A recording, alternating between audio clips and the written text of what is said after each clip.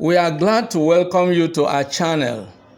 Kindly subscribe to our channel and share our videos with your friends and relations. And click on the bell icon for instant notification whenever new videos are uploaded on this channel. Rest assured that we are going to have a very exciting and inspiring discussion. Let's dive into the lesson right away. Hello everyone, and welcome to another exciting English language lesson. Today we are going to tackle a crucial aspect of pronunciation and exam success: how to learn word stress with ease. And our special focus will be on the West African Senior School Certificate Examination style questions. So if you are preparing for the West African Senior School Certificate Examination, or you are just looking to improve your English pronunciation, this lesson is for you. This is English Classes Online, and I am your host, Benjamin. Let's get started right away. Let's begin with the first basic question: what is word stress? Word stress is the extra force used in pronouncing a word or a syllable to make it sound louder and longer. That's the purpose of stress. Word stress is also known as syllable stress because in a word of two or more syllables, stress is always placed on a particular syllable within the word. Let's look at examples: education, responsibility. You see that stress is on B. Look at the word democratic. Stress is on democratic. Banana. Stress is on na, the middle na, banana. All right. Musician. Okay, and so on and so forth. Now, why should we learn stress in the first place? Stress is used to communicate meaning clearly in English speech. Consider the word project. When we use it as a noun, it means a piece of work undertaken. But if we pronounce the word as project, we use it as a verb, which means to communicate clearly. You can project your views. All right?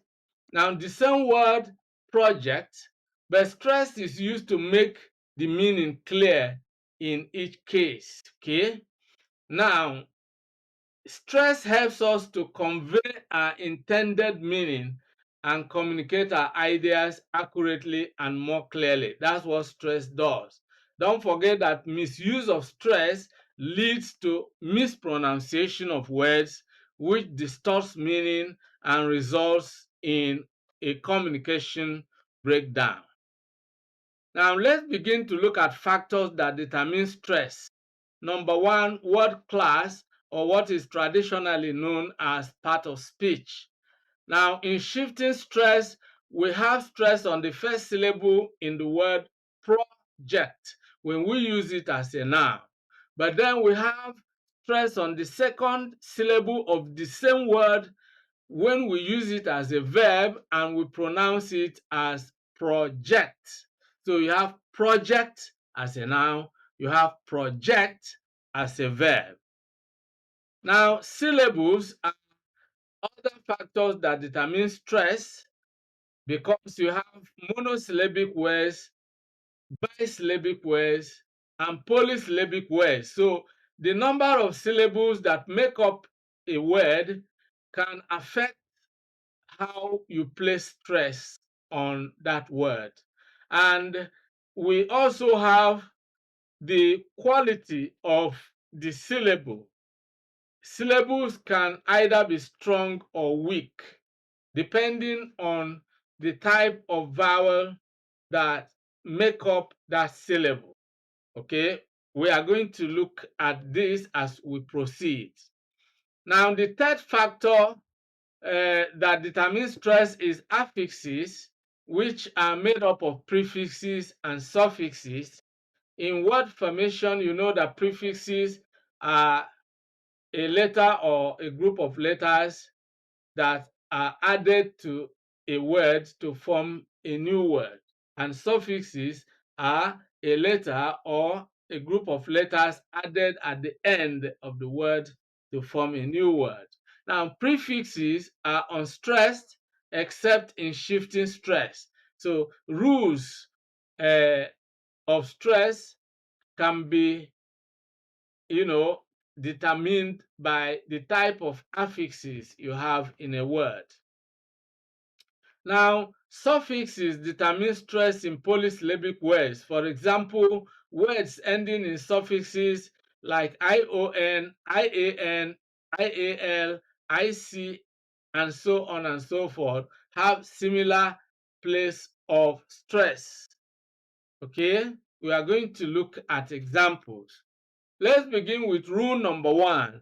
If a two-syllable word is used as a noun and also as a verb, stress the first syllable when it is a noun and stress the second syllable when it is a verb. So you have project as a noun, project as a verb, export as a noun, export as a verb, import as a noun, import as a verb, and so on and so forth. Rule number 2. If a two-syllable word is used as a noun and also as an adjective, stress the first syllable when it is a noun and stress the second syllable when it is an adjective. For example, the word August is a noun. The month of August, that's a noun. But when you are talking of an august visitor or an august occasion, that is an adjective. Then you have adult. An adult is a grown-up person, all right? But when you are talking about an adult human being, an adult, so you are using that as an adjective. So when you are talking about a noun, stress is on the first syllable, but you use the same word as an adjective, stress is on the second syllable. Rule number 3. If a two-syllable word is used as an adjective and also as a verb, stress the first syllable when it is an adjective and stress the second syllable when it is a verb. For example, present is an adjective. You say someone is present, or you are talking about the present situation. That's an adjective. But when you present your views or you present a gift to someone, that's a verb. Present, present adjective, present verb.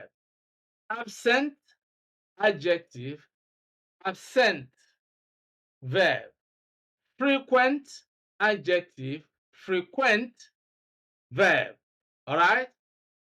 Now, let's move further and look at rule number 4. Most two-syllable nouns and adjectives are stressed on the first syllable, but most two-syllable verbs are stressed on the second syllable. Of course, this rule naturally derives from the previous rules we earlier saw. But let's look at some examples. Nouns like window, stress is on the first syllable, window, Monday, hostel, and so on. Adjectives, gentle, first syllable, easy, first syllable, righteous, proper, all right? Then verbs, produce, second syllable, report, second syllable, narrate, second syllable, transfer, second syllable, dictate, second syllable. The nouns, and reject also second syllable. Rule number 5. If a two-syllable word begins with a prefix, stress the second syllable. The reason is that prefixes are almost always unstressed. For example, the word disturb. The prefix is dis, D-I-S, so it's not stressed. Stress then falls on the second syllable, turb, disturb. Unfair, unknown, return, rewire, remake, enjoy, impound, observe, desist, about, expand, conform, between, invite, etc. So observe that when a two-syllable word begins with a prefix, then ignore the prefix and place stress on the second syllable. Take note that this rule applies more to verbs, adverbs, and prepositions. Of course, the prefix is stressed for a noun that can also be used as a verb. We earlier saw that. So there are always exceptions to certain rules. For example, the word X here is a prefix, but it is stressed when it is used as a noun. So you have export, you have import, you have convict, you have object, you have expense, you have abscess. So when it is a noun, in most cases, the rule becomes it becomes an exception. Now, rule number 6. For words that end in the following suffixes, they almost always take a stress on the second syllable from the end. Prefixes such as ION, IC, IAL, IAN, IEN, IOUS, CANT, and so on. Let's look at some examples. Communication, supervision, demarcation, atomic, dramatic, strategic, democratic, economic, colonial, proverbial, tutorial, civilian,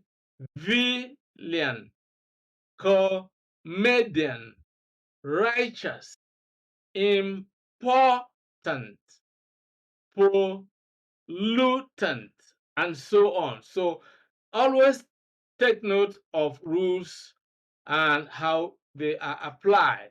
Now, you should also note that in order to get this quite correctly, you need to break the word into syllables and then count from the end. For example, the word democratic, we break it into 4 syllables. Democratic. And then we count from the end. 1, 2, 3, 4, and we place stress on the second one, which is cra, and that's why we have democratic. Now, moving forward, we have rule number 7. For words of 3 syllables or more that end in the suffixes ty, nat, or ize, they almost always have antepenultimate stress, that is, on the third syllable from the end. Examples: captivity, curiosity, finality, inferiority, variability, dependability, fortunate. Always the third syllable, all right? So take note that it is the third syllable from the end. Then you have unfortunate, delicate, necessitate, articulate, inoculate, reinvigorate,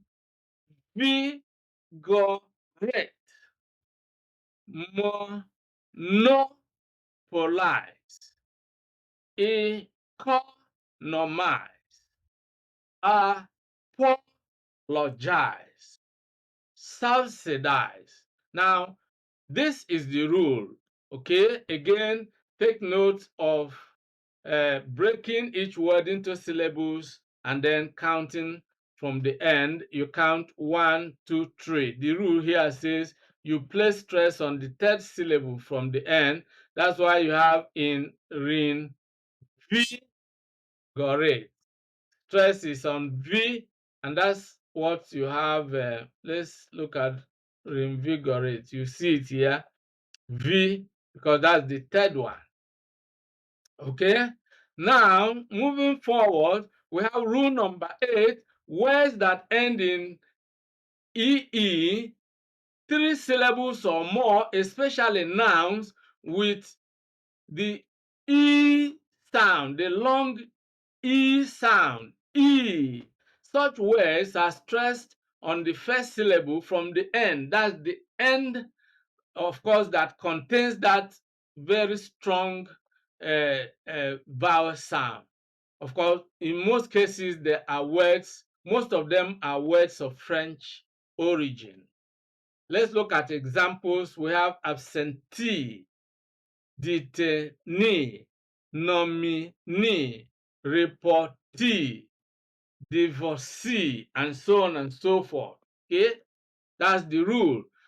Rule number 9: stress the fourth syllable from the end for 4-syllable words and more if the word ends in ism or able.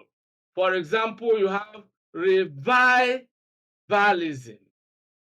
revisionism, tribalism, impossible, impalpable, improbable, and so on and so forth. Okay, so in each case, you always have, you know,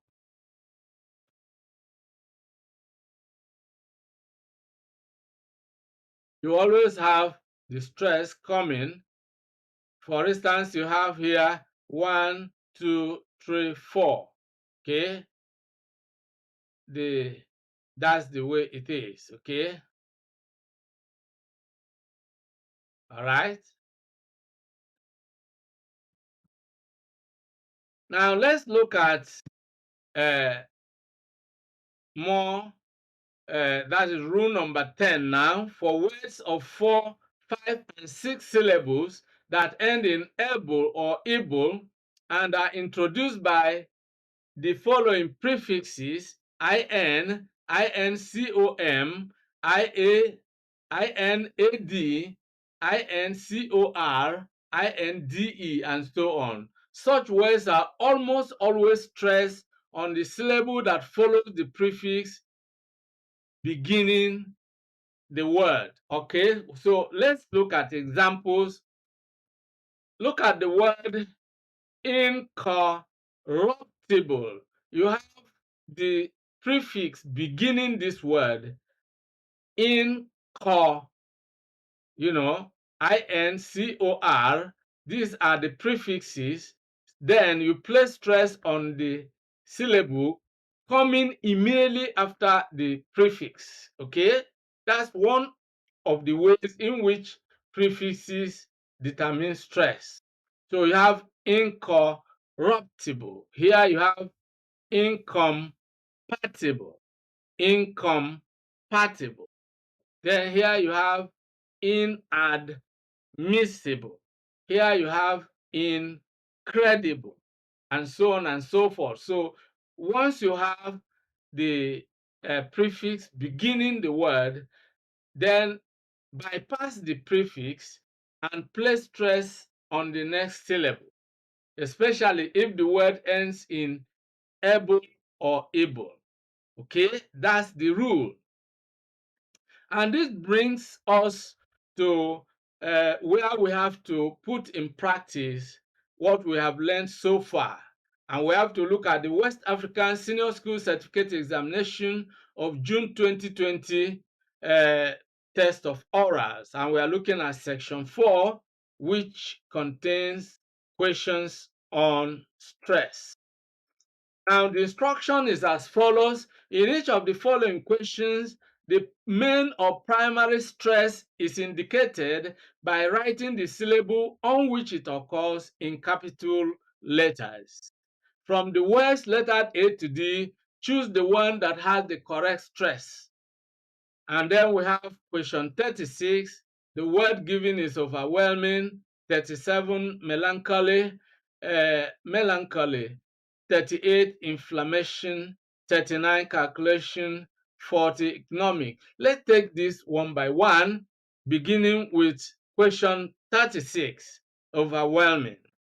Now, the first option A, stress is placed on the first syllable, but then the rule of intuition is another rule that I have to introduce at this point, because as a speaker of the English language, you have certain rules already internalized in you, and you can, by intuition, know what is right or wrong when you try to pronounce the word. For example, if we place stress on the first syllable here, it sounds unnatural. For example, if we say overwhelming, overwhelming, it's unnatural. Now, B, if we place stress on the second syllable, let's try to pronounce it with this placement of stress. Overwhelming. It's unnatural. It breaks the rule of intuition. It doesn't align with what we are used to. Okay? Now, then let's look at C. The stress is on well. So we have overwhelming. Now, this sounds more natural, and with the rule of intuition, we can pick option C. Let's look at D, and stress is on ing, which actually is completely unnatural. You cannot say overwhelming. No, it's unnatural. So the correct option obviously is C, and that is overwhelming. It sounds natural. So that's another way in which you can easily, place stress. Okay. Let's look at question number 37, melancholy. A, stress is on the first syllable. Now, if you look at, if you also use the rule of intuition, you discover that when you pronounce this word, naturally you can just say melancholy.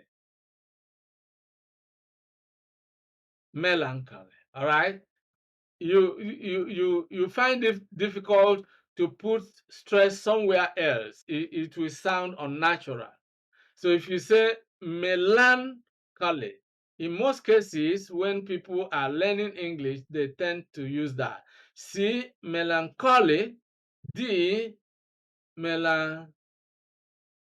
Well, the correct option actually is A, melancholy. Melancholy. So moving further, we look at question number 38, and the word is inflammation. Option A, stress is on the first syllable, but here we can use the suffix. Words ending in ion, we know that the rule is that we have to stress the second syllable from the end of the word. So when we look at 1, 2, 3, 4, the second syllable is MA. So we are going to look for the option that contains stress on MA. So B is not correct. C is correct because that's where we have stress on MA, which is second syllable from the end of the word.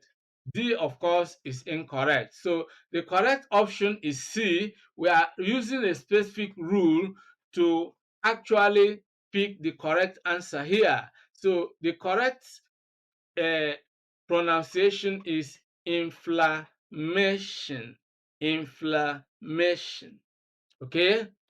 Question number 39, we have calculation. The same rule applies. We have, option A.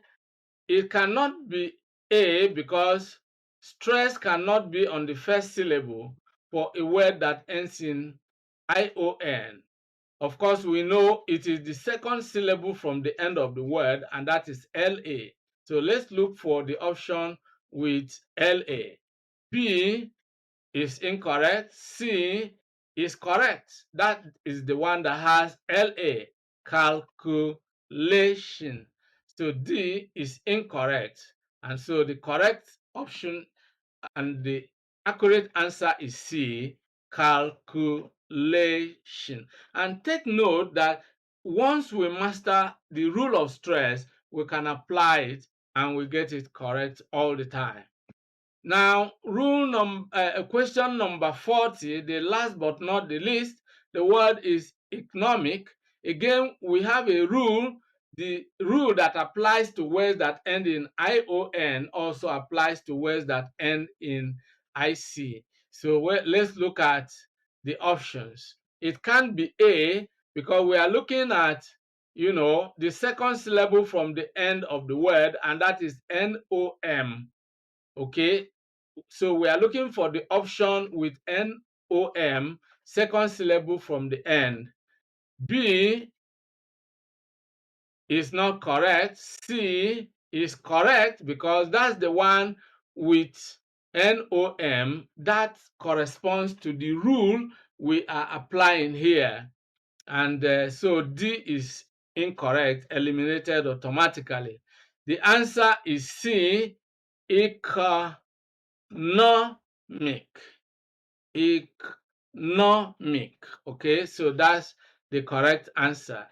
And that brings us to the end of today's lesson. Many thanks for watching today's video. A big thank you to all of you out there for being part of today's episode. I hope you enjoyed the video. If you did, kindly subscribe to this channel. Subscribe now as a way of giving us support. For notification about new videos, click on the bell icon. You will find the bell icon. Click on it so that whenever a new video is uploaded, you will be instantly notified. If you have actually enjoyed the video, like and share the video with your friends and relatives. This is very important. If you have any comments, leave your comments below. Any questions, any suggestions, we would gladly receive them and respond promptly and positively to them. See you in the next video. I look forward to always seeing you in the new video. Thank you and